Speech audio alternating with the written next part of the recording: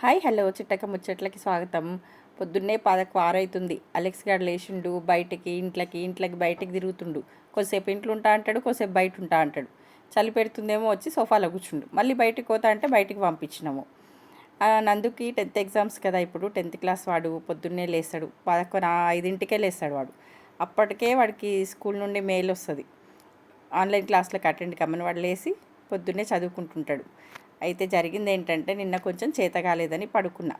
వంట అవన్నీ చేసి పడుకున్నా. నైటు ఇంకేం సర్దలేదు, అంత గందరగోళంగా అయిపోయింది. మనం ఒక్కరోజు పడుకుంటే ఇల్లు ఎంత గందరగోళం అయిపోతుందంటే, ఇల్లంతా ఏమో కానీ ఫస్ట్ కిచెన్లో అసలు ఎక్కడి సామాన్ అక్కడనే, ఎక్కడ తీసిన వస్తువులు అక్కడే.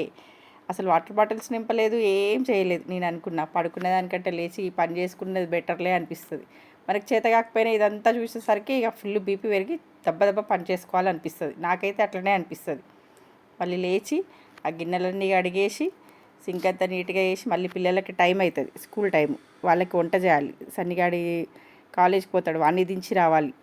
అన్నీ 9 వరకు చేయాలి. మళ్ళీ నేను రెడీ అయ్యి మళ్ళీ నేను కూడా డ్యూటీకి వెళ్ళాలి.